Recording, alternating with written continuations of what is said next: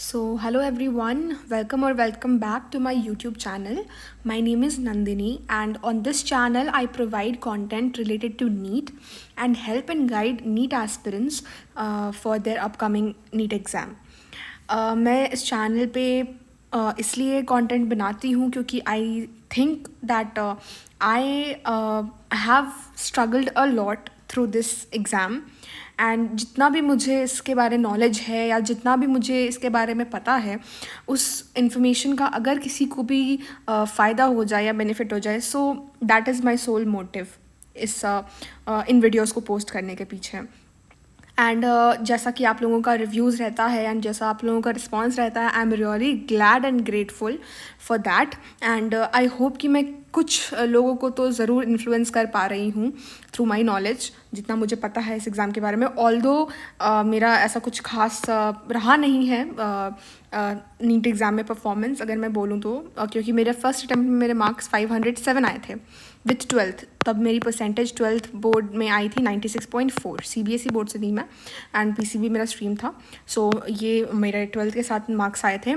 Second attempt में which is NEET 2024 उसमें मेरे 637 आए थे पहले एंड देन वो 632 हो गए थे एंड अभी थर्ड अटैम्प्ट में कितने मार्क्स आए हैं वो आप लोगों को लास्ट तक पता चली जाएगा सो स्टे ट्यून्ड मैं लास्ट में बता दूंगी एंड ये मेरी सेकेंड वीडियो है इस टॉपिक के रिगार्डिंग क्योंकि मैंने पहला जो वीडियो पोस्ट करा है उसमें मैंने फिजिक्स पेपर को रिव्यू करा है कि मैंने कैसे अटैम्प्ट किया था एग्जामिनेशन हॉल में एंड क्या क्या गलतियाँ होने की चांसेस रहती हैं एंड क्या क्या उस टाइम पर दिमाग में चलती हैं चीज़ें एंड कैसे प्रेशर हैंडलिंग करना होता है बिकॉज ऑब्वियसली नीट 2025 आप लोगों को पता ही है एंड नीट में नीट के 25 फिज़िक्स वाले में फिज़िक्स सेक्शन में मेरे स्कोर थे 85 आउट ऑफ 180 आई नो कि ये कोई हैंडसम स्कोर तो है नहीं क्योंकि नीट 2024 में मेरे पहले 145 आए थे देन 140 हो गए थे वो एंड देन अभी 25 नीट में मेरे 85 नंबर आए ठीक है सो बाकी टोटल स्कोर तो मैं बता ही दूंगी लास्ट में अब जैसे इस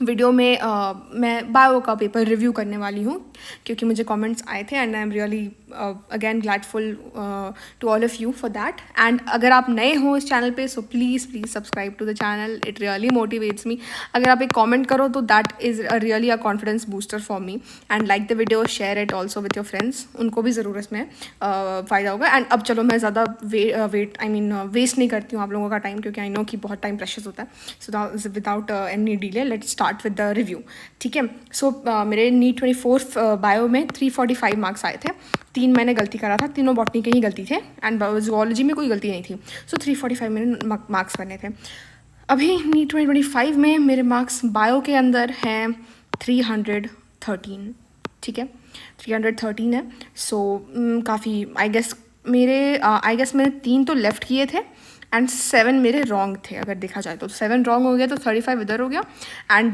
3 मैंने लेफ़्ट किए थे तो 12 इधर हो गया सो 5 6 7 एंड 47 सो 360 में से अगर हम लोग 47 हटा देते हैं सो दिस काउंट्स टू 313 यही है मेरा स्कोर ठीक है तो मैंने क्या गलतियाँ करी क्या नहीं करने लायक गलतियाँ थी उस टाइम पे क्या दिमाग में चला तो ये बहुत वीडियो बेनिफिशियल होगा सो लेट्स स्टार्ट ठीक है सो पहले मैंने अपना पेपर खोला हम लोगों को 2 बजे एग्जैक्ट पेपर नहीं मिला था 2 बज के कुछ मिनट्स पार हो चुके थे तब पेपर दिया गया था मैंने अपना शुरू किया था बायो सेक्शन से ही ठीक है क्योंकि मैं हमेशा बायो ही पहले अटेम्प्ट करती हूँ और मैं आप लोगों को भी एडवाइजेबल यही रहेगा क्योंकि अगेन फिजिक्स बहुत अनप्रिडिक्टेबल होता है जिन लोगों ने फिजिक्स से शुरू किया था उनका बायो और केमिस्ट्री भी चौपट हो गया बहुत ज़्यादा ये चीज़ देखने को आई है इस बार ठीक है तो आपको मैं भी रिकमेंड करूँगी कि बायो से ही शुरू करो ठीक है एंड मेरा बायो में अप्रॉक्सीमेटली 45 मिनट्स में एक बार पेपर रिव्यू हो चुका था ठीक है 55 तक जाते जाते मतलब 255 तक जाते जाते मैं ये देख रही थी मतलब मुझे मतलब एक बार मैं वापस से लाइक OMR मैंने भर लिया था ठीक है bio which means botany and zoology combined ठीक है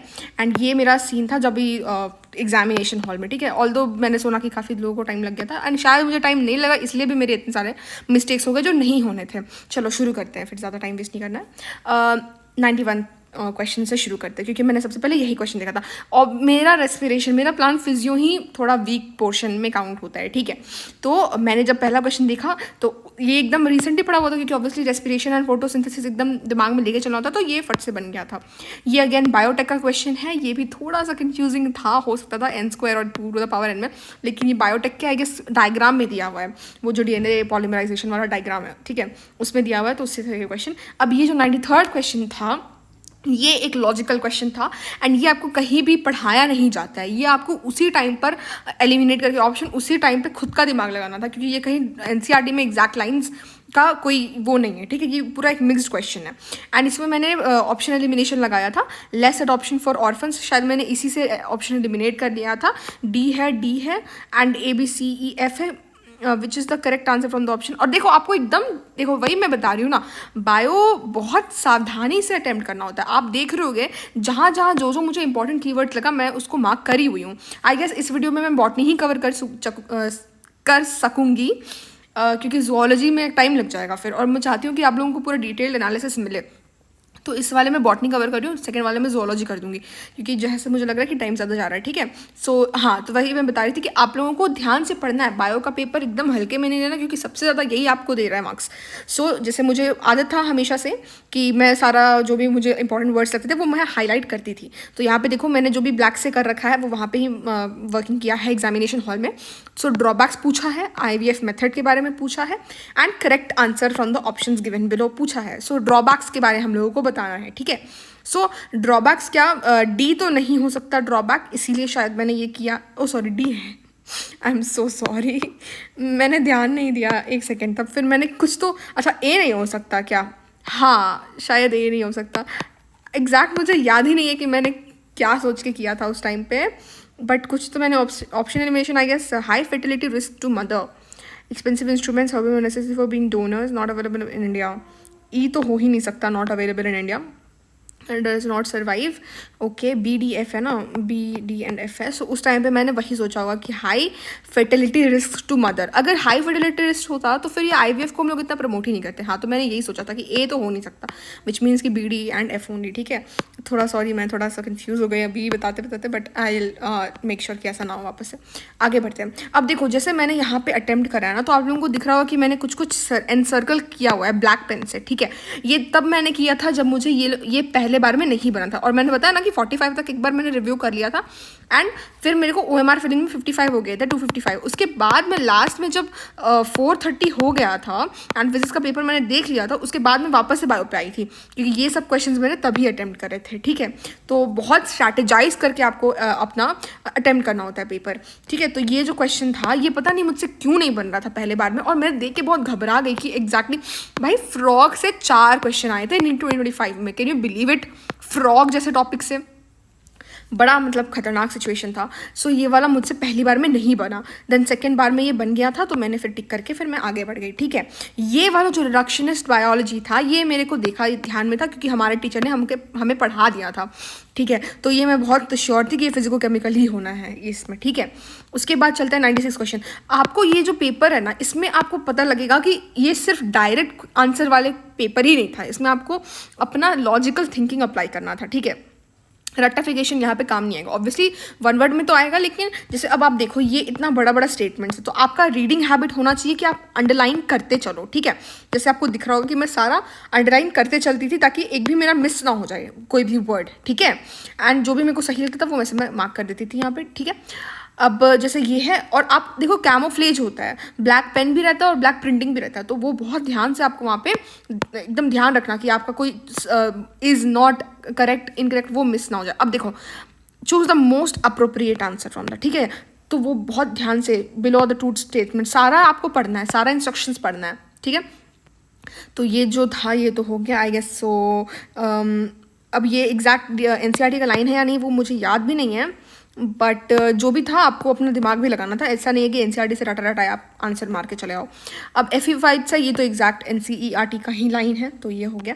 अब अगेन हम लोगों को पूछा गया है करेक्ट ऑप्शंस चूज करना है। देखो मैंने फिर से ये एनसर्कल कर दिया था, तो ऐसे ही आपको बायो का पेपर अटेम्प्ट करना होता है। पिछली बार भी मैंने ऐसे ही किया था, तभी मेरा 3 में 6 होता, 345 आ गया था, ठीक है। सो इस बार तो खैर क्या ही बोलना है, बट जो जैसे मैंने किया है वो मैं यहाँ पे दिखा रही हूँ, ठीक है। आपको यहाँ पे दिख रहा है कि डी और ई हो ही नहीं सकता, तो डी ई हटा दो, यहाँ भी ई है तो एक ही ऑप्शन बचा। ऐसे एलिमिनेशन से भी करना। और मेरा ये भी दिक्कत हो गया ना कि एक बार जब मुझे दिख गया कि एक ही ऑप्शन है तो फिर मैं वो रीचेक करती थी, ए बी सी मैं पढ़ती भी थी। तो आप लोग ये कर सकते हो, थोड़ा सा टाइम वेस्ट होता है बट एक श्योरिटी रहता है दिमाग में। और वहाँ पे क्योंकि एग्जाम में बहुत कन्फ्यूजन का स्कोप रहता है, सो मैं एकदम श्योर होना चाहती हूँ अपने आंसर पे, तो मैं एक बार वापस उसको रीड कर लेती थी कि चलो ठीक है मैं सही जा रही हूँ कि नहीं, ठीक है। वहाँ पे आप चांस और रिस्क नहीं ले सकते। अब एग्जाम्पल ऑफ XC2 है, ये भी बहुत ज़्यादा फंबल करते हैं। और देखो मैंने जो ब्लैक से किया है मैं वहाँ पर करके आई हूँ। एग्जाम्पल ऑफ XC2 पूछा था एंड ये भी बहुत लोग भूल जाते हैं, तो मैं एकदम याद करके गई थी क्योंकि मैं बहुत बार इसमें गलती कर चुकी हूँ अपने मॉक टेस्ट में, ठीक है। अब ये देखते हैं कॉल्ड ग्रॉस। देखो मैंने लिखा भी था कि यहाँ पे क्या गलती है, ये एनसर्कल भी किया था, और बाकी तो मैं ऐसे लाइन करके ही पढ़ती हूँ क्योंकि ताकि मेरा ये भी कुछ ये ना छूट जाए। आपको बहुत ध्यान रखना है कि सिर्फ आपको ये नहीं पढ़ना है कि इतना ही पढ़ लिया और आंसर पे उतर आए। आपको एग्जैक्ट पढ़ना है कि क्वेश्चन क्या पूछ रहा है, ठीक है। गिवन बिलो आर 2 स्टेटमेंट, ठीक है। स्टेटमेंट पढ़ लिया, in the light of the above choose the most appropriate answer from the given option. ये सब पढ़ना होता है आपको, ऐसा नहीं कि बस दोनों को पढ़ा और फटाक से निकल गया आगे मार के। क्या होगा उसका आंसर आपको, मतलब क्वेश्चन एग्जैक्ट वो नहीं पता होना से बहुत दुख लगता है फिर लास्ट में कि क्यों ऐसा किया। यहाँ पे देखो नेट था तो मैंने वो करके ग्रॉस भी लिखा था, ठीक है। अब 101 था तो फिर इसमें भी मैंने ऑप्शन एलिमिनेशन लगाया था। और मेरा ये बहुत क्या बोलूँ क्या हैबिट, बट मैं एक बार रीचेक जरूर कर दी थी कि चलो ये दोनों तो नहीं हो सकता, ये होगा। फिर जब कर ली तो वापस से मैं एक बार करी कि हाँ ठीक है, A का 2 है ना, B का 3 है ना, तो वैसे करके आपको भी आई गेस आपको भी ऐसा करना ही चाहिए क्योंकि इससे एक श्योरिटी बन जाती है। बट अगर आप वैसे श्योर हो कि हाँ ऑप्शन एलिमिनेट हो गया देन ऑल्सो इट्स गुड। अब जैसे ये 102 क्वेश्चन है, अब आप बोलोगे ये बहुत बच्चा वाला क्वेश्चन था, इसमें गलती होने का चांस नहीं था, बट इतना ज़्यादा वहाँ पर दिमाग ख़राब हो चुका था कि आता क्वेश्चन भी गलत हुआ था, ठीक है। एंड मुझे लग ही रहा था कि ये विंड एंड वाटर दोनों आना चाहिए। मेरे को लग रहा था कि इसमें विंड नहीं होगा या वाटर नहीं है, कोई एक ही होना था, ये एनसीईआरटी का लाइन था। बट ठीक है वहाँ पे हो गई कंफ्यूज, तो क्या ही कर सकते हैं क्योंकि नॉट द करेक्ट एक्सप्लेनेशन बहुत रेयर आता है। तो इसलिए भी ये सब देखो आपका प्री अजम्पशंस जो माथे में होता है ना, उसके चलते भी बहुत ज़्यादा बच्चे मात खा जाते हैं, ठीक है। एनटीए से आगे बढ़ते हैं। ये तो बहुत एग्जाम इजी, वो तो एकदम हमारे टिप्स पे होता है। एंड ये भी बहुत इजी था, सो ये भी हो गया, ठीक है। आगे चलते हैं। ओके अब देखो ये वाला था, ये भी एकदम टिप्स पे होता है, ये भी एकदम टिप्स पे होता है। First digit of the 4 limb, second question from frog वाला, एक वेना का हुआ और ये भी आ गया, ठीक है। उसके बाद ये भी इजी था, ये भी इजी था। अब ये देखो ये जो है ना, अब यहाँ पे ये मेरे को समझ ही नहीं आ रहा, ये लाइन कहीं एनसीईआरटी में है ही नहीं। और एसिलोमेट का तो हो नहीं सकता, स्यूडोसिलोमेट पता नहीं कैसे हो गया, स्पॉन्जो और स्कीजो में मेरे को डाउट था, मैंने स्कीजो कर दिया। ये तो एकदम जस्टिफाइड क्वेश्चन ही नहीं था, ये पता नहीं कहाँ से आ गया था, पता नहीं, इसलिए मेरा गलत भी होगा। लेकिन अगर आप दिमाग लगाओ तो एनसीईआरटी में स्कीजो और स्पॉन्जो का कोई जिक्र नहीं है और एसिलोमेट ये हो नहीं सकता, तो स्यूडो जाना चाहिए था कायदे से आंसर। बट अगेन वहाँ पर ये सब दिमाग में नहीं आता है ना, तो क्या ही कर सकते हैं। चलो आगे बढ़ते हैं। 110 तो बहुत ईजी क्वेश्चन था, ये सब तो इजी क्वेश्चन में काउंट हो जाते हैं।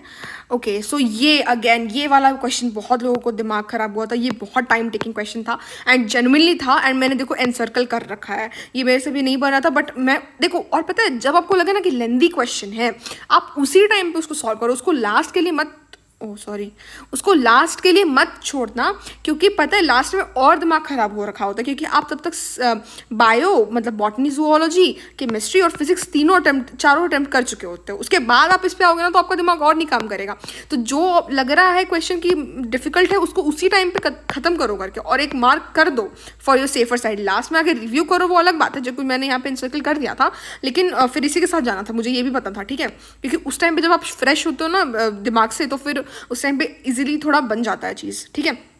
उसके बाद ये भी cardiac activity of the heart regulated by, बहुत कंट्रोवर्शियल क्वेश्चन था, बहुत लोग बोल रहे थे डी होगा, बट डी को मैंने एलिमिनेट कर दिया था पहले ही, तो मैंने ABC कर दिया था, ठीक है।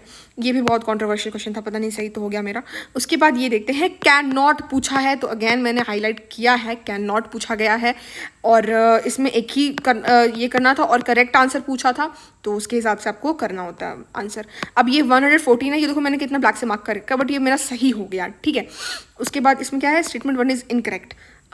हाँ तो वो transfer ribosomal do not interact with mRNA, do not तो नहीं होगा, ठीक है, तो ये वाला वगैरह सही हो गया। उसके बाद 115 है, ये भी एक बहुत लॉजिकल क्वेश्चन था, रट्टा रटाया में जाओगे तो गलत हो जाएगा, इसलिए कॉन्सेप्चुअली पढ़ना है बायो को भी। ऐसा नहीं है कि बायो इज़ ऑल अबाउट रट्टाफिकेशन, क्योंकि फिर बहुत गंदा उसमें पछतावा होगा, तो इसलिए हमेशा कॉन्सेप्चुअल बेसिस पे जाओ।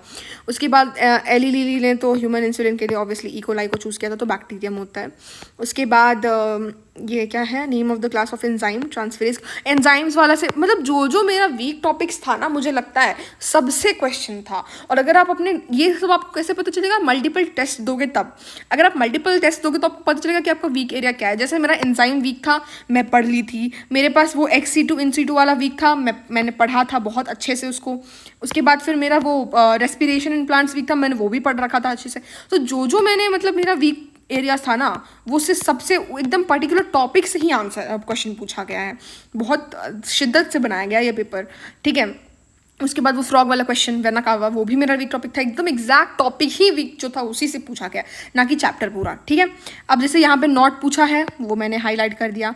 Regarding the monocot stem, I guess है ना मोनोकॉट, ठीक है। तो हाइपोडर्मिस यहाँ पे कॉलन काइमेटस होता है, जहाँ तक मुझे याद आ रहा है अभी, ठीक है। उसके बाद अगेन ये सब जो सीक्वेंस वाले क्वेश्चन होते हैं ना, ये आप पहले ही अटेम्प्ट किया करो, बाद के लिए मत छोड़ा करो, वरना वो बहुत दिक्कत करता है। आगे बढ़ते हैं। विच आर करेक्ट पूछा है, मैंने अगेन उसको मार्क किया है। ये वाला देखो मैंने ऑप्शन एलिमिनेट किया है, सो ई नहीं हो सकता, बी नहीं हो सकता, सी और डी और ए और सी, मतलब कि सी तो होगा ही होगा, तो इसलिए मैंने ये मार्क किया है, ठीक है। उसके बाद ए और डी में मुझे चूज़ करना था, सो यहाँ पे ए को, ये भी आपका एकदम मतलब ऐसा नहीं है कि कोई बना बनाया क्वेश्चन आ गया है NCERT से डायरेक्ट उठ के, ये भी आपको उस टाइम पे दिमाग लगाना था, ठीक है। देखो मैच द कॉलम मुझे सबसे इजी लगता है, और इसमें भी ऐसा नहीं था ए का 2 है तो इसमें भी 2 है, तो वो थोड़ा दिक्कत कर दे रहा था। ऐसा नहीं है कि सिर्फ एक से आप कर लोगे आंसर, तो आपको जाना ही पड़ रहा था, ठीक है। अब जैसे सी का मैंने 1 किया था, तो सी का 1, चलो सी का 1 तो एक ही में, तो ये वाला चलो मैं बच गई, वरना जनरली होता है कि एक से नहीं निकल रहा था। उसके बाद ये वाला था, ये भी एक बहुत ही, ये सब मुझे अब देख के मुझे लग रहा है कि जो जहाँ मिस्टेक होने का सबसे ज़्यादा चांसेस था, उन्हीं क्वेश्चंस से, मतलब उन्हीं टॉपिक से क्वेश्चंस बनाए गए हैं, ठीक है। उसके बाद आगे चलते हैं। करेक्ट पूछा है, मैंने हाईलाइट किया है, ये सब मैंने कर दिया। बी में मुझे एकदम था कि बी तो हो ही नहीं सकता, तो नहीं होगा, तो ए और ई तो होगा। अब सी और डी होगा या नहीं होगा, तो ये सी और डी, ये सब तो NCERT के लाइन्स है एग्जैक्ट, और यहाँ से भी बहुत कन्फ्यूजन होता है बच्चों को, ये याद नहीं होता है जल्दी। सो देखो यहाँ से भी क्वेश्चन आ गया, क्या ही कर सकते हैं। एल्यूरॉन लेयर होता है प्रोटीन रिच, ये तो पता ही है। ये एक अलग ही महाशय क्वेश्चन आ गया था, जो कि मैंने उस टाइम पे मार्क करा था। ये लास्ट मैंने अटेम्प्ट करा था, क्योंकि एकदम मेरा दिमाग ही नहीं काम कर रहा था, बट पता नहीं मैंने कैसे ऑप्शन एलिमिनेशन लगाया और फिर ये मेरा सही हो गया था। क्योंकि यहाँ पे ना H2O देखो, यहाँ मैंने क्रॉस किया हुआ है, NaCl कहाँ से आ गया, उसके बाद H2O कहाँ से आ गया, तो फिर यही बच रहा था ऑप्शन में, ठीक है। उसके बाद अरे ये कैसे है, यहाँ पे ये हटा देती हूँ मैं, 145 तक पहुँचना है ना अपने को। तो ये देखो, ये अलग सा वाहियात क्वेश्चन, मतलब इतने सारे डायग्राम्स में इनको यही डायग्राम मिला, पता नहीं मतलब क्या ही है, या तो मैं बहुत बेवकूफ़ थी, या मैं नहीं पढ़ के अच्छे से गई थी, या फिर ये NTA वाले लोग ने क्या ही किया है। तो ठीक है भाई, इसमें भी ये पता नहीं इनको पूरा छोड़ के यही एक घटिया सा मिला डायग्राम। उसके बाद एगेपेरेटस हैज़ 2 पोलर न्यूक्लियर, रीज़न तो गलत ही है। और उसके बाद ये हो जाएगा तुम्हारा रीज़न इज़ फॉल्स, एंड ये सब सही लगता है कि हाँ ठीक है, एक गलत ही हो गया तो बेस्ट है, वो ज़्यादा कन्फ्यूजन नहीं होता है, ठीक है। Help cell wall DNA replication and respiration, ये भी एक बहुत टॉपिक है जिससे बच्चे गलत करते हैं, तो अगेन मिसोजोम पे आ गया था क्वेश्चन। आगे बढ़ते हैं। उसके बाद पोस्ट ट्रांसक्रिप्शनल इवेंट पूछा है, यूकैरियोटिक सेल में पूछा है, करेक्ट आंसर पूछा है, तो मैंने ऑप्शन एलिमिनेशन लगाया था शायद, है ना। B, C और D तो मैंने मार्क कर रखा है कि सही है, तो फिर वो आंसर क्या था। अगेन ये चीज़ भी आपका मतलब ये नहीं बोलूँगी कि NCERT से डायरेक्ट उठ के आ गया था, दिमाग लगाना पड़ रहा था, नॉन मेंडेलियन इनहेरिटेंस पैटर्न, ठीक है। तो मतलब जिन्होंने कंसेप्चुअल पढ़ रखा है उन्हीं से बनेगा ये क्वेश्चन, आई गेस सो। उसके बाद है एंजाइम कंटेन हीम, देखो एंजाइम से 2 क्वेश्चन आ गए, पता है, एक वो ट्रांसफरेज वाला और एक कैटालेज वाला, ये बस PYQ है आई गेस, ठीक है। ओके, ये पता नहीं क्यों है इधर। आगे बढ़ती हूँ। सो ये भी करेक्ट पूछा गया है इसमें, ठीक है। Cell wall made of chitin, okay. So यहाँ पे करेक्ट आंसर पूछा गया, क्या पूछा है, arrange the following in increasing order of complexity, ठीक है। Increasing order of complexity, increasing मतलब छोटा से बड़ा, सबसे पहले प्रोकैरियोट आएगा विथ ये, ठीक है। तो वैसे करके ये भी सीक्वेंस, देखो सीक्वेंस से 3 क्वेश्चन आ गए, देख रहे हो आप पैटर्न, कैसे कैसे क्वेश्चन आ रहे हैं। अब father of ecology in India, ये भी एकदम डायरेक्ट क्वेश्चन था, ये तो खैर एच तो कॉलम ही था तो ये हो जाता है। अब ये नियोप्लास्टिक वाला जो सेल रेफर्स टू, अब आप देखो, अब आप बताओ कि ये एनसीईआरटी में कहाँ से आपको डायरेक्टली मिल जाएगा कि कुछ है इसमें बहुत सारे। और ये पता है ये paper was not to be solve within 45 minutes, जो कि मैंने गलती कर दिया शायद उस दिन भी, थोड़ा मेरे को और टाइम बायो में देना चाहिए था, बट वो है ना प्री अजम्पशन की बायो तो जल्दी करनी है तो हो गया फिर जल्दी करने के चक्कर में। तो ये भी आपको मैंने मार्क कर दिया था, ये भी मैंने थोड़ी देर के मतलब कि एक बार मैंने पेपर रिव्यू कर लिया था 45 मिनट्स में, उसके बाद वाले में मैंने ये वाला भी किया था, ठीक है। जबकि मैं उस टाइम पे थोड़ा टाइम दे देती हूँ कि एग्जैक्ट मुझे थोड़ा सा आइडिया लग जाए कि करना क्या, लेकिन फिर मैंने अटैम्प्ट इसको बाद में ही किया था, ठीक है। अगर आपको मेरा वीडियो अच्छा लग रहा है, अगर आपको लग रहा है कि आपको इससे थोड़ा बेनिफिट होगा, देन डू कमेंट। एक कमेंट भी अगर आप करते हो तो मेरे को सच में बहुत मोटिवेशन मिलती है कि चलो कुछ तो मैं काम आ रही हूँ, लोगों के हेल्प हो पा रहा है, मेरा नॉलेज का कुछ हेल्प हो पा रहा है। So that really makes me feel grateful. And हाँ, सो आगे बढ़ते हैं। सो 136 था, ये भी मैंने मार्क किया, विच मीन्स कि मेरे से पहले बार में ये नहीं बना तो मेरे को कन्फ्यूजन। और फिर मैं देख रही हूँ जब एक बार पेपर रिव्यू कर रही हूँ तो देख रही हूँ इतना मार्क्ड है, इनसर्कल इतने सारे हैं कि फिर बहुत डर लगने लगता है कि यार मुझसे कुछ बन रहा भी है कि नहीं। बट ठीक है, वहाँ पे यही सब चेक होता है आपका कि आपका कैसा एंजाइटी कंट्रोल है, क्या आपका स्टेट ऑफ माइंड रहता है। सो डीएनए फ्रैगमेंट्स है, ठीक है, तो बोथ आर करेक्ट, सही है। चलो आगे बढ़ते हैं। ये भी बहुत एक पॉइंट ऑफ कन्फ्यूजन रहता है बच्चों के लिए, तो उससे क्वेश्चन था तो ये मेरा सही हो गया था। आगे बढ़ते, ये मैंने मार्क कर रखा है, ठीक है। पता नहीं वहाँ पे जिसमें नहीं भी कन्फ्यूजन होना था उसमें भी कन्फ्यूजन होने लग जाता है, पता नहीं क्यों, ठीक है। सो एंडोमेट्रियम तो कभी होता ही नहीं है इंटीग्रेट डिसइंटीग्रेट, सो डी तो हो ही नहीं सकता, ठीक है। First polar body primary side से तो नहीं ही बनता, सी भी नहीं हो सकता। सो ऑप्शन एलिमिनेशन से ए और बी। अब मैं ए और बी को वापस एक बार रीड भी करती थी, जिसमें टाइम वेस्ट भी होता है, ठीक है। उसके बाद ये तो एकदम लाइट है एनसीईआरटी की, साइक्लोस्टोम्स आर एक्टोपैरासाइट, ठीक है। उसके बाद ये वाला जो क्वेश्चन है इतना कंट्रोवर्शियल हो गया था, आकाश में बोल रहे थे कि ये सही है मेरा, जो कि मैंने किया था कि नॉट द करेक्ट एक्सप्लेनेशन। और मुझे आज तक ये नहीं समझ में आ रहा कि ठीक है करेक्ट, क्योंकि ये दोनों रिलेटेड है तो ये करेक्ट एक्सप्लेनेशन होगा, पता नहीं क्यों ही, मतलब ये एकदम मतलब दिल तोड़ने वाला क्वेश्चन हो गया था, पता है। मैंने बहुत इसमें दिमाग लगाया था और अल्टीमेटली यह गलत हो गया, तो कुछ नहीं कर सकते हैं। सो ये वाला तो मैच द कॉलम है। मैच द कॉलम में आपको देखना कि आपका कभी गलत ही ना हो वो चीज़, क्योंकि वो गलत होता है तो अलग ही तरह का दुख होता है, तो प्लीज़ उस पर ध्यान रखें। ये वाला भी है, ये वाला ना PYQ है एम्स का, इफ़ आई नहीं, ये कहीं का तो PYQ है, मुझे बहुत अच्छे से याद है क्योंकि मैंने कुछ दिन पहले ही एग्जाम के ये गलत करा था कि इसमें नॉट द करेक्ट एक्सप्लेनेशन होना चाहिए था। और मैंने अपने सर से डिस्कस भी करा था, उनका दिमाग खा गई थी मैं कि सर नहीं होगा नहीं होगा, बट उन्होंने मुझे बताया था कि नहीं नंदिनी इसमें होगा, और ये सीधे आ गया। अब मैं अगर मुझे मिलेगा तो मैं वो PYQ का यहाँ पे कहीं पे लगा दूंगी कटआउट, ठीक है। और नहीं भी मिलेगा तो प्लीज़ डोंट माइंड, लेकिन ये है PYQ में क्योंकि मैंने गलत करा था। उसके बाद नॉट द करेक्ट पूछा था, नॉट द करेक्ट, ठीक है। ये मुझे लग रहा था कि मुझे आता है, पता नहीं मैंने क्यों नहीं इस पर चांस लिया, मुझे लेना चाहिए था, मुझे लग रहा था कि इसका थर्ड ही होना चाहिए आंसर, लेकिन मैंने नहीं लिया चांस, ठीक है। उसके बाद ये देखते हैं, silencing of specific is possible because of complementary double standard होता है हमेशा, ये वाला तो बहुत बायोटेक का फेमस क्वेश्चन है। और ये आपका एक और क्वेश्चन आ गया फिनोटिपिक रेशियो पे F2 जनरेशन के, और ये तो एकदम मतलब बेसिक वाला था तो ये ईजी था, ठीक है। अब 145 हो गया ना, 180 तक जाना है ना अपने को। अरे बॉटनी कहाँ तक होती है मुझे याद नहीं है, 135 ही तक बॉटनी होती है नहीं, बट आई गेस इसमें तो सब मिक्स्ड था, बॉटनी जूलॉजी का कोई बाइफर्केशन नहीं था, तो ठीक है कोई बात नहीं। आई गेस ये थोड़ा वीडियो लंबी खिंच गई, बट अगले वीडियो में मैं 145 के बाद से रिव्यू कर दूंगी, ठीक है। क्योंकि एक वीडियो ज़्यादा लंबी खिंच जाती तो फिर थोड़ा मतलब मुझे भी बोलने में भी प्रॉब्लम होता है, एंड मैं सारा एकदम डिटेल में नहीं बता पाती हूँ। सो यही था आज का यहीं तक रखते हैं 145 तक, उसके बाद 190 तक का मैं दूसरे वीडियो में अभी कर दूँगी शूट। एंड मैं अपना मार्क्स बता ही देती हूँ जो अभी तक जुड़े हुए हैं उनको भी। तो मेरा मार्क्स 516 है आउट ऑफ 720, ठीक है। फिजिक्स में 85 है, बायो में 313 है, एंड 118 है उधर, तो ये हो गया ये, ठीक है। सो ये मेरा स्कोर है अभी, एंड दैट तो अभी डजेंट मैटर। आप लोगों को इससे बेनिफिट लगा या नहीं वीडियो से, वो मुझे ज़रूर कमेंट करके बताना, और मेरा video like share and subscribe to the channel. And बस वही बोलूँगी कि शायद मेरा नॉलेज कुछ आप लोगों के काम आ जाए, तो प्लीज़ मुझे बताना कमेंट में, मुझे बहुत खुशी होगी जान के। बाकी keep hustling hard, keep studying, and मिलते हैं हम लोग